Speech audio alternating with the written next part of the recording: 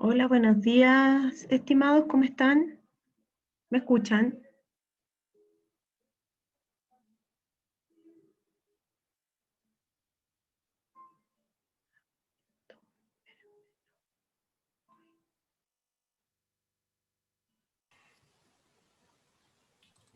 Hola, ¿me escuchan?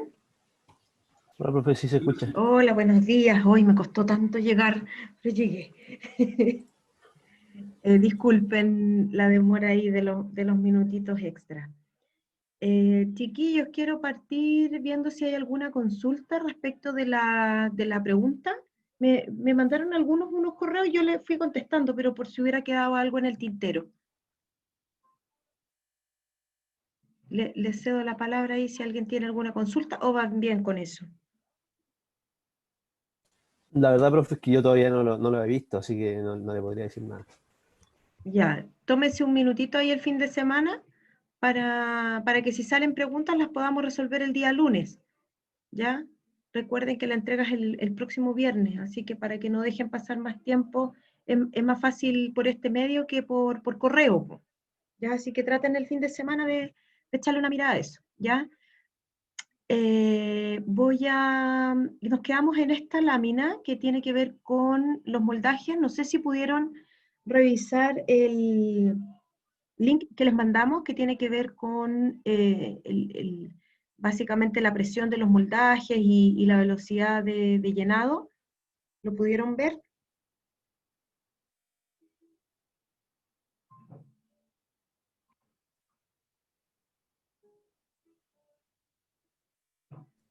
Sí, profe, yo lo vi.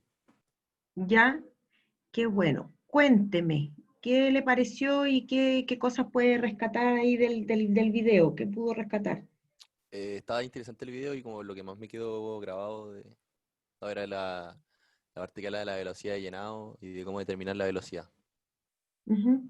Claro, que depende de la temperatura, ¿cierto?, del hormigón y de los aditivos que tengamos en la mezcla. Claro.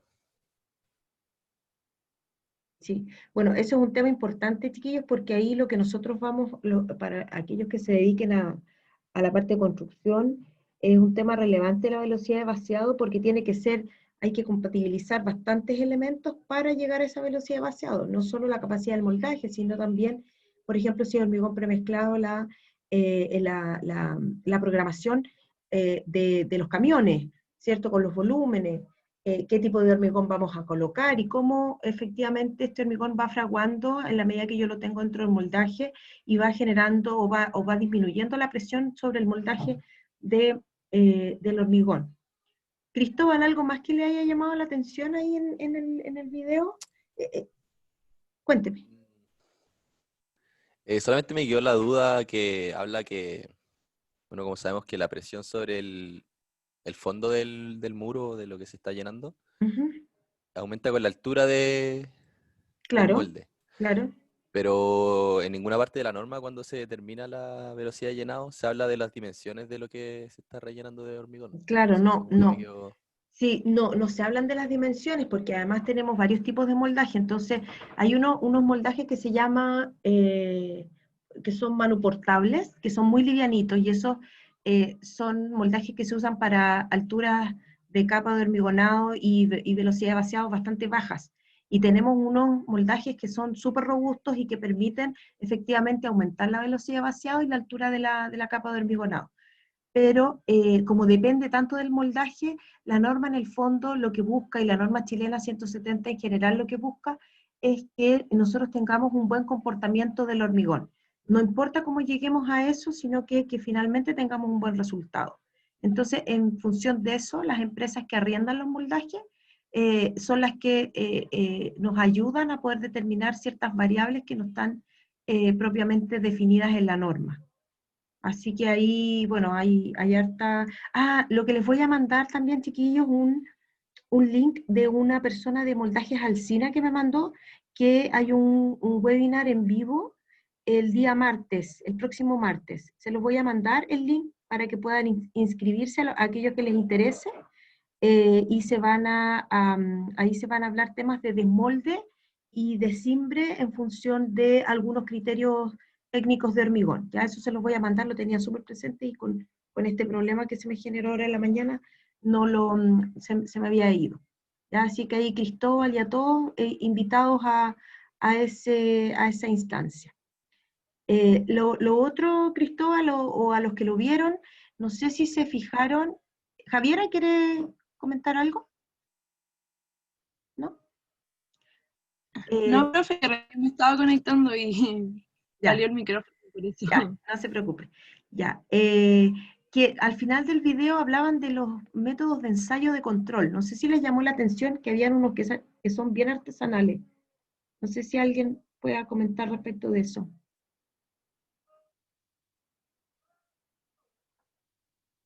De esa parte de cuando meten una varilla, ¿o no, profe? No me Sí, acuerdo. hacen unos ensayos bien artesanales, así como que para ver más o menos si el Sí. hormigón. Sí, sí.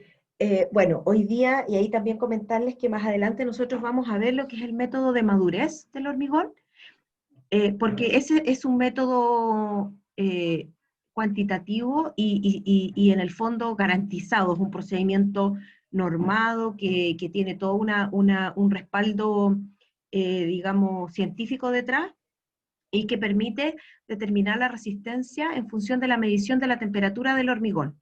¿Ya? Y se considera que el método de madurez es un método para estimación de resistencia real. Entonces es un método que está plenamente validado para utilizarlo en terreno y no estar haciendo estos experimentos de pisar el hormigón, meter la varillita, ¿cierto? Ahí ya nos pusimos un poquito más artesanales y la idea es que ustedes tengan esas herramientas. Así que al final del curso, cuando ya vemos también evaluación estadística, nosotros vamos y vamos a ver este concepto de madurez y vamos a ver una aplicación práctica respecto de cómo se trabaja con el método de madurez en terreno, porque la aplicación principal que tiene es en terreno, no es un tema, digamos, de supuestos ni nada, sino que yo mido la temperatura en terreno y esa temperatura la puedo llevar o la puedo transformar a una resistencia. Y en base a esa resistencia yo puedo hacer algo que me permita, por ejemplo, desmoldar, tensar, dar a tránsito, etcétera, cualquier cosa de ese tipo. Así que ahí los dejo invitados para más adelante para el tema de la madurez. Bien, si no hay más comentarios y consultas de la pregunta o de me habían preguntado por correo si el trabajo era solo o era grupal. El trabajo está diseñado en términos de exigencia para que sea grupal porque es bastante largo para hacerlo una persona solo, ¿ya? Así que para que se organicen, ahí para que puedan el fin de semana al menos revisarlo, tener algunas consultas para poder aclararlas el día lunes, en la sesión del lunes, pero principalmente para que puedan de alguna manera coordinar el equipo para que, porque como les digo, no sé si una persona lo puede hacer tan rápido, entonces está diseñado para que se haga en equipo, ¿ya? Voy a, déjenme aquí, vamos a aumentar esto, ahí, ya, nos quedamos en esta pantalla, voy a abrir acá la lista de chat para poder ver si en caso que me hablen, y bueno, aquí, quedamos acá, ¿verdad, chiquillos? No sé si me pueden soplar aquí donde, si alcanzamos a ver esto. Parece que sí, parece que no, no me acuerdo. Parece que quedamos aquí donde yo les indiqué que vieran este video, donde aparecen estos elementos que son la velocidad y la compatibilidad con las capacidades del moldaje. Otro tema importante en el tema del moldaje es la colocación en frascas compatibles con el vibrado, pero que a su vez también sean compatibles con la parte de soporte mecánico del moldaje, ¿ya? Recordar que, y aquí la altura de caída del hormigón tiene que ver con un tema más de desempeño y no está normado. Y aquí quiero ser súper clara porque esto no está en la norma chilena 170, lo de la altura de caída. Lo de la altura de caída va incluida vía una nota dentro de la norma. Las notas, para aquellos que no lo saben, las notas en una norma no son obligatorias, son una guía, una pauta, y por lo tanto si en una nota aparece esta especificación, yo como usuario de la norma, si quiero la sigo. Mi sugerencia es que la sigan, por supuesto, pero también para que lo tengan claro en términos normativos. Entonces la altura de caída está indicada básicamente como que usted puede dejar caer el hormigón de la altura que usted quiera, siempre y cuando el hormigón nos quede bien. Y ese que nos quede bien es el que se define de alguna manera con un parámetro cuantitativo que tiene que ver con la medición de nidos en el hormigón, ¿ya?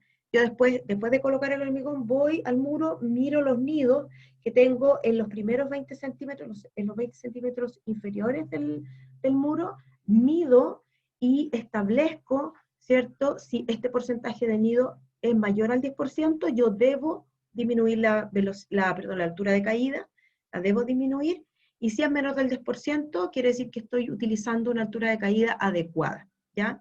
Aquí yo les publiqué en un curso la especificación ET002 del año 2005 del ICH, para que ustedes la tengan a la vista, puesto que ahí también hay ejemplos de cómo medir este porcentaje de nidos. ¿Ya? La otra especificación que contempla la norma es la ET005, ¿ya? Ojo que, por ejemplo, estos documentos técnicos les van a servir para el control 2. Yo les comentaba que en este mismo ejercicio que están haciendo hoy día, de ver las especificaciones en la parte que tiene que ver con hormigón fresco, van a tener ustedes que complementar esa especificación con lo que es la parte de colocación, compactación y curado, que son los procesos propiamente tal de construcción con hormigón. Y en ese escenario es que, por ejemplo, estos documentos les pueden servir para poder redactar una especificación técnica que tenga todos los elementos que ustedes después porque cuando uno redacta la especificación técnica tiene que ponerse en los zapatos del proyectista. Así que en este caso todos ustedes van a ser los proyectistas que nos van a redactar la especificación de este proyecto, ¿ya? Y estos documentos sirven bastante en ese sentido. Entonces, en esta especificación, de lo que trata esta especificación principalmente es de poder determinar el grado de determinación superficial de nuestro hormigón, que tiene que ver primero con especificar un grado. Yo voy a querer un grado 1, que es hormigón arquitectónico, un grado 3, que es un hormigón, digamos, a la vista, pero de obras civiles, que no tiene requerimiento tan exigente de determinación, y en la medida que yo tengo esa especificación de grado, yo voy y puedo medir en terreno si cumplo o no cumplo los parámetros. Lo vamos a ver más adelante, pero para que me entiendan más o menos a qué se refiere.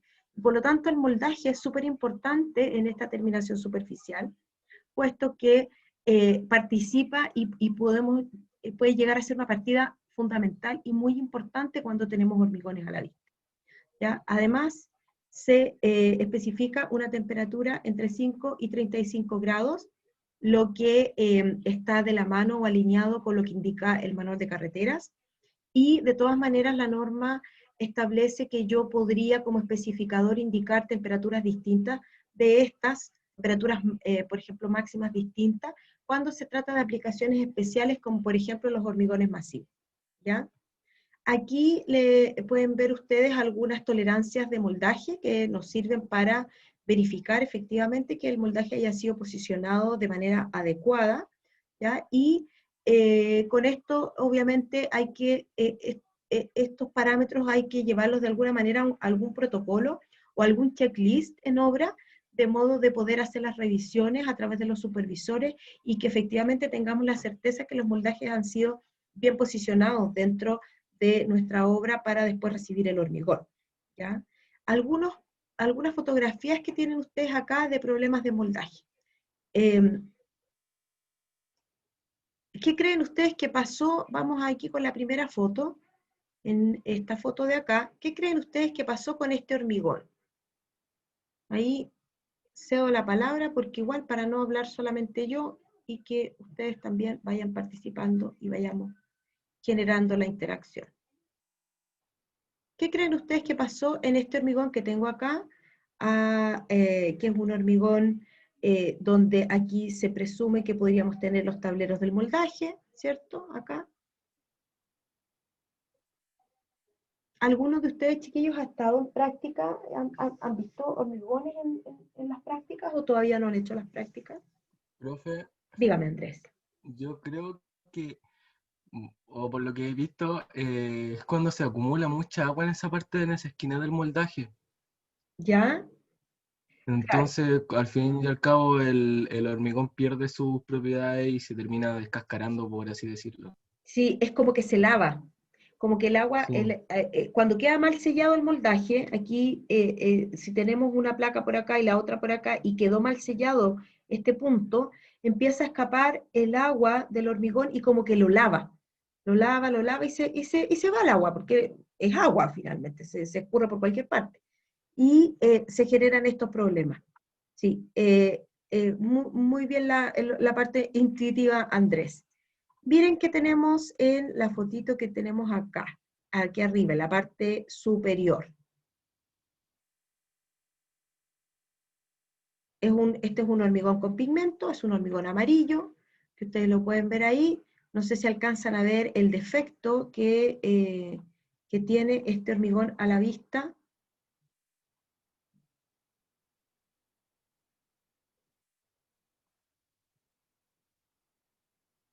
En este de acá, ¿alguien que quiera comentar? Como que se está deshaciendo en la esquina. Sí, se está despuntando, aquí Sí. exacto, se despunta.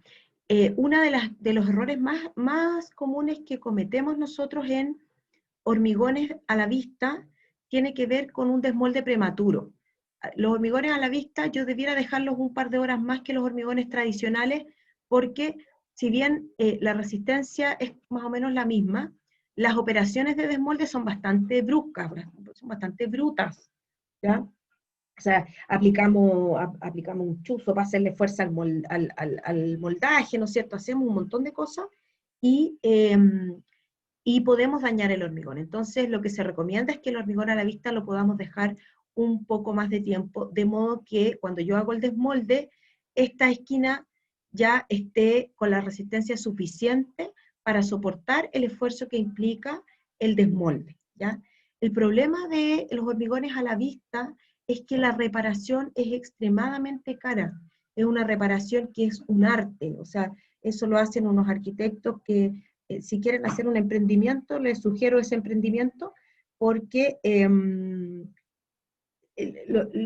tienen que dar con el tono preciso, tienen que cubrir las diferencias de tonalidad, de las manchas, o sea, es de verdad, es como ver a Miguel Ángel pintando la Capilla Sixtina, porque prácticamente es así, porque la gracia del hormigón a la vista es que va a quedar a la vista, no lleva revestimiento, no lleva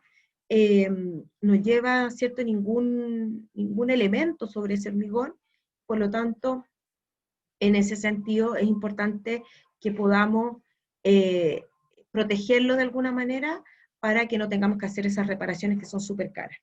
¿Ya? En la foto de acá del medio, ¿qué es lo que ven?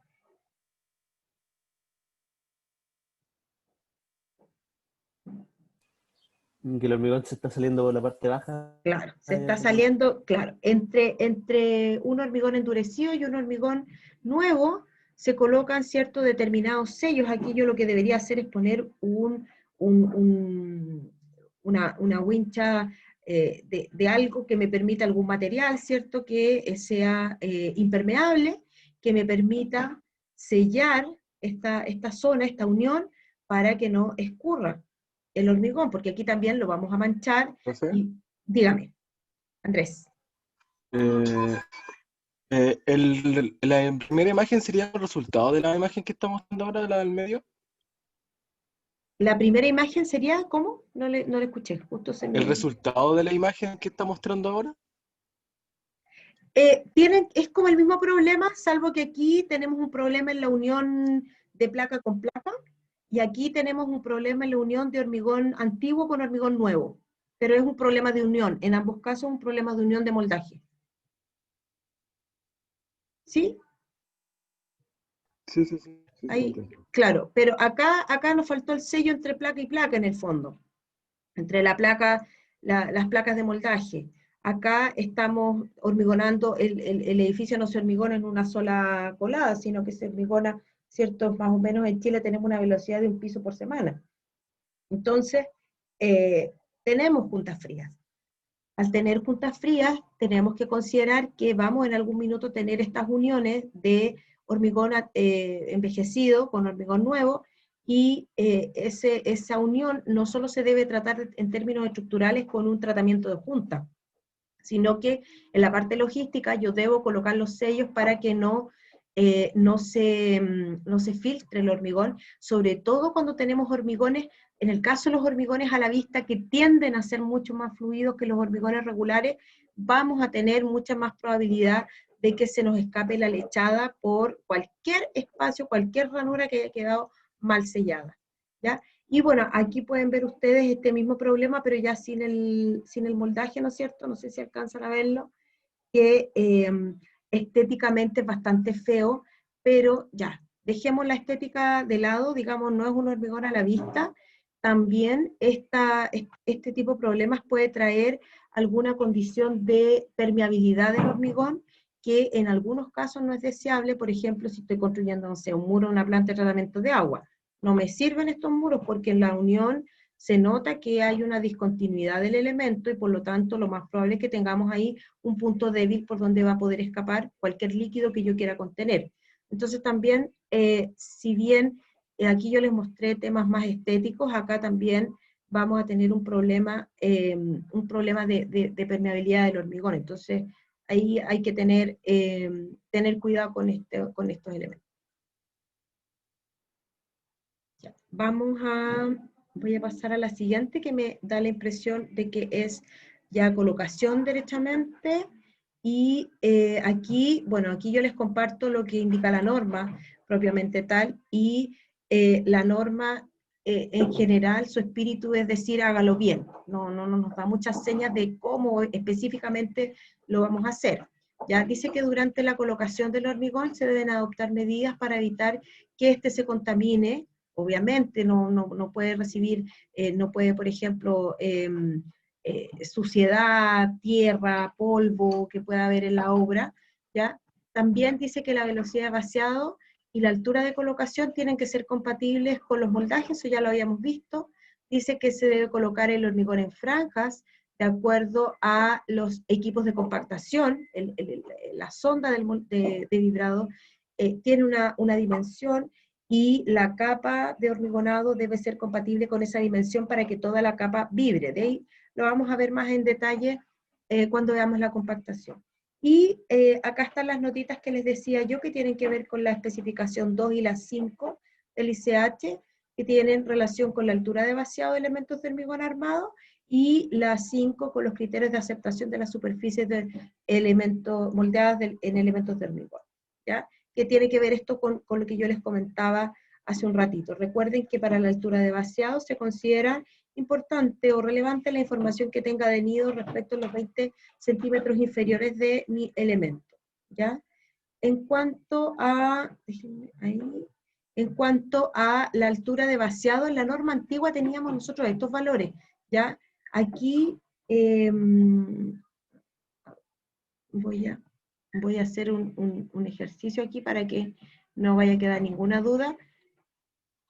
Esto se eliminó de la norma, ¿ya? Ahora corre lo que es lo que indica la especificación ET002 de la norma chilena, para que lo tengan ustedes en cuenta, sobre todo cuando vayan a hacer la redacción de las especificaciones técnicas del problema que están abordando para los controles, ¿ya? Esto es de la norma chilena, esto es de la norma chilena del año 85. En cuanto a lo que indica este procedimiento, básicamente indica que si yo tengo un procedimiento, lo que debo verificar es que el porcentaje de nidos sea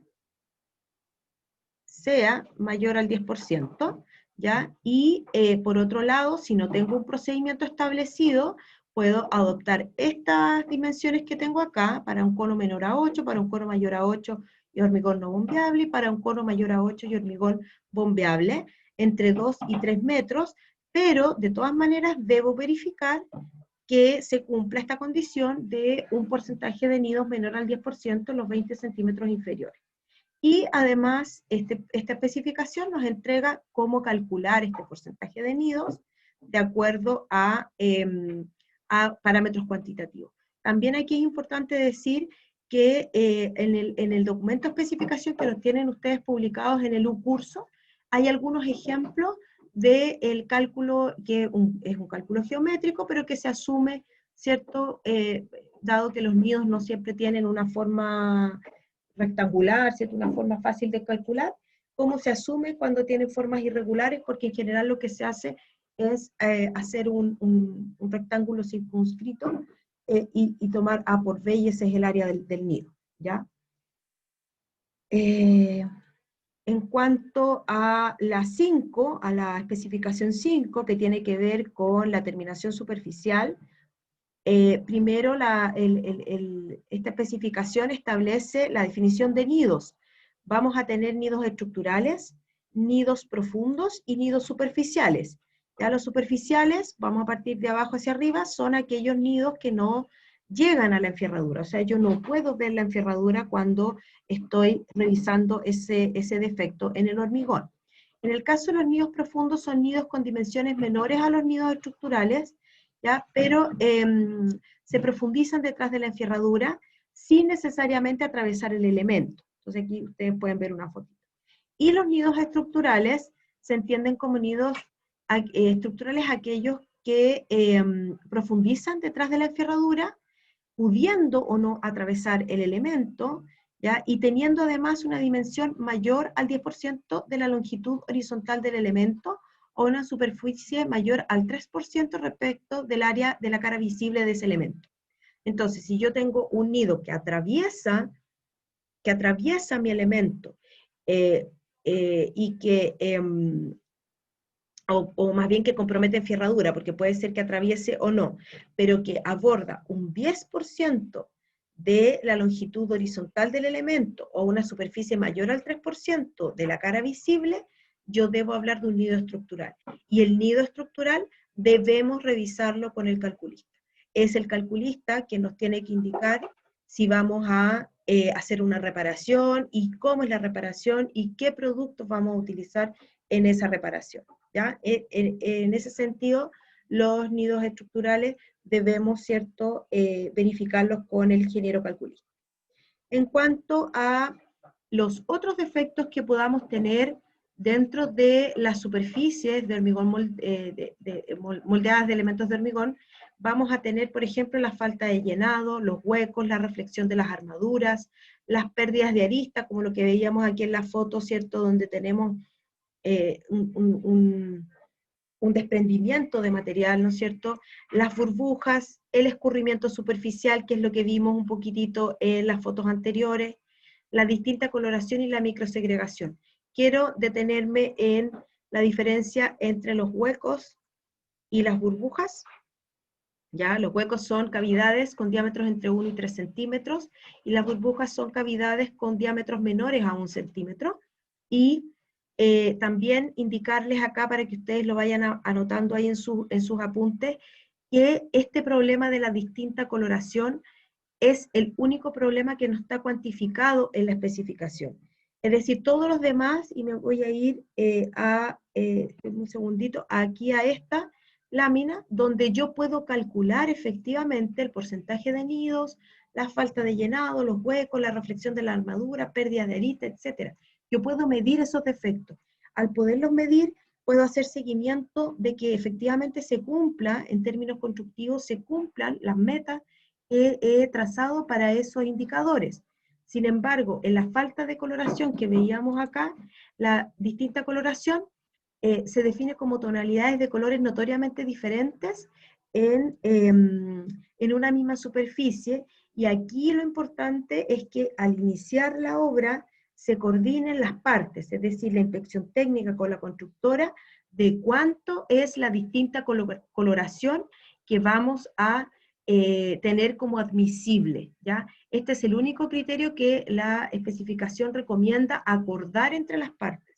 El resto de los criterios, la especificación los tiene bastante bien acotados, tanto en su forma de medir como en su forma de, en sus indicadores admisibles, ¿ya? Aquí están los grados de imperfección o determinación superficial. El grado 1, como les decía, corresponde a hormigón a la vista arquitectónico, es un elemento que va a, tal como quedó después del desmolde, es como va a estar en servicio. Después tenemos el grado 2, que es un hormigón para empaste y pintura. Después tenemos el grado 3, que es un hormigón a la vista, pero de obras civiles u otros, por ejemplo, en estacionamiento. Generalmente el estacionamiento podría tener una especificación de grado 3. Aquí la gracia es que el proyectista nos pueda indicar esta especificación o nos pueda indicar a qué grado tenemos que, digamos, llegar, de modo de después hacer el seguimiento en obra para llegar a ese grado. Y el grado 4 tiene que ver con obra gruesa, ¿ya? Aquí ya les mostré, perdón, algunas fórmulas, ¿sí? Las fórmulas, salvo el de la distinta coloración, que como les decía, no hay antecedentes, y la misma especificación entrega estas tolerancias que permiten, efectivamente, si yo tengo especificado un grado 1, puedo establecer mis parámetros de control para cada uno de los indicadores. Y vámonos, por ejemplo, al porcentaje de huecos. En un hormigón a la vista, el porcentaje de huecos admisible es máximo un 0,5%, mientras que en un hormigón, que también es a la vista, pero de obras civiles, el porcentaje de huecos admisibles es un 5%. Entonces, todos los parámetros, ustedes los van a ver, todos los parámetros aumentan para un grado de terminación de hormigón a la vista de obras civiles, en comparación con un grado de terminación de un hormigón arquitectónico que va a quedar a la vista y va a ser en servicio, ¿ya? Algunos otros antecedentes que hay que tener en cuenta: el tema del desmoldante, ¿ya? Aquí esto va de la mano con el moldaje, porque el moldaje, además de tener características mecánicas que permita contener el hormigón, yo debo realizar la aplicación del desmoldante de modo de no generar esta visión, ¿ya? Imagínense que las capas de desmoldante va entre 0,01 milímetros a 0,25 milímetros, ¿ya? En este ejemplo, en estas pruebas que se hicieron de una empresa que vende desmoldante, ¿ya? La capa de desmoldante lo que hace, y me voy a tomar aquí para hacer un pequeño dibujito. Miren, imagínense que aquí yo tengo la placa del desmoldante, ¿ya? Y acá voy a colocar, ahí se quedó medio, aquí tengo, voy colocando el hormigón, ¿cierto? Aquí voy a, ay, ¿qué pasó? Ahí, ya. Entonces yo voy a colocar el hormigón acá. En la medida que yo voy colocando el hormigón, van quedando distintas burbujitas de aire,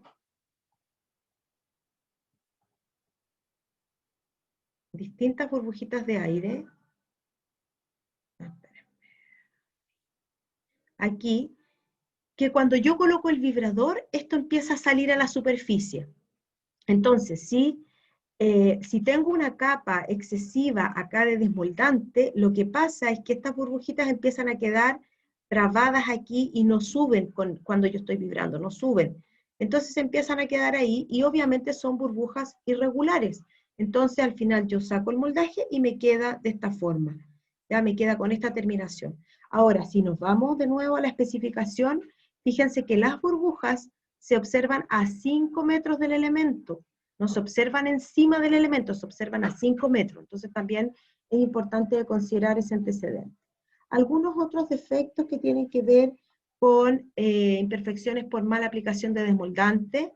¿Ya? El desmoldante también produce un pequeño retardo en el fraguado del mortero, el recubrimiento, y por lo tanto, si yo coloco mucho desmoldante, puedo tener, cuando saco, es lo mismo que cuando uno cocina, ¿no es cierto? Uno saca el molde y queda pegado en el molde el hormigón porque finalmente no quedó, está fresco y no quedó adherido a la masa del elemento, ¿ya? Manchas también podemos tener. En esta obra que les muestro acá abajito, la duda que tenía la obra era si iba a pegar lo que tenían pensado para colocar de revestimiento. Entonces tuvieron que hacer varias pruebas para establecer si ese hormigón podía o no podía adherir el revestimiento. y finalmente optaron por la solución de lijar con una galleta, ¿no es cierto?, pulir de alguna manera las superficies para poder eliminar estos restos de desmoldante que podían afectar la adherencia entre revestimiento y hormigón, ¿ya? Entonces es un tema bastante importante. En cuanto a la colocación, recordar que tenemos nosotros una determinada docilidad, una determinada consistencia, no son lo mismo. Yo necesito que el hormigón fluya, pero que además vaya cohesivamente, que fluya todo junto. ¿Ya? Aquí se pueden imaginar ustedes un balde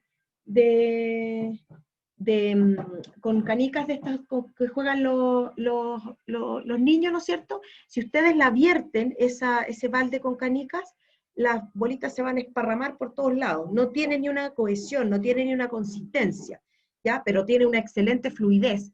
Yo en el hormigón quiero juntar lo mejor de estos dos mundos, que fluya, pero que fluyan juntas, ¿ya? Entonces es importante que el hormigón tenga determinada docilidad y consistencia.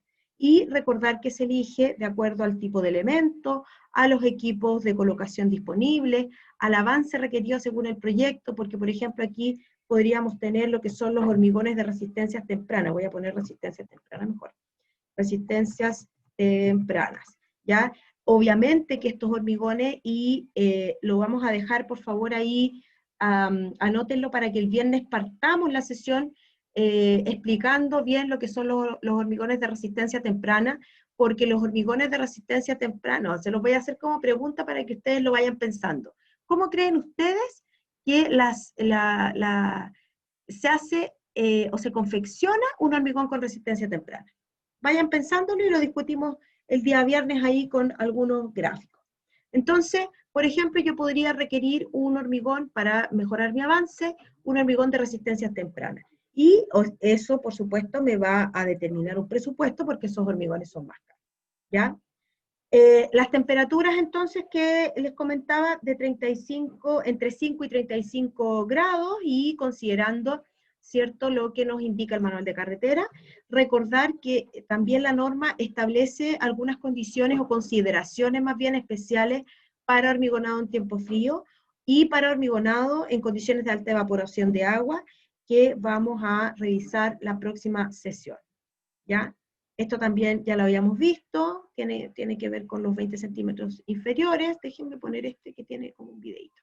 Y recordar también que el hormigón va colocándose en capas, ahí ustedes pueden ver en esta animación, se va colocando en capas, y son estas capas las que después yo tengo que vibrar, y la altura de la capa va a ser tal que el vibrador permita completar absolutamente la capa, ¿ya? Eso es básicamente el paso o el nexo entre la colocación y el vibrado, ¿ya? Algunas recomendaciones generales: colocarlo en pequeños conos, en el lugar definitivo, los radieres inclinados deben hormigonarse de abajo hacia arriba, ¿ya? Y hay que tratar de llegar al punto final del hormigón, en términos de recomendaciones generales. Aquí algunas imperfecciones por mala colocación, ¿cierto?, que tienen que ver con altura de vaciado, con que no estoy colocando en capas adecuadas, etc. Hay varios elementos que influyen en una mala colocación. Estimados, voy a quedar hasta ahí para partir desde esta lámina la próxima sesión, el día lunes, más lo que hablé de las resistencias tempranas, de los hormigones de resistencia temprana. No sé si hay alguna duda o algo que quieran comentar.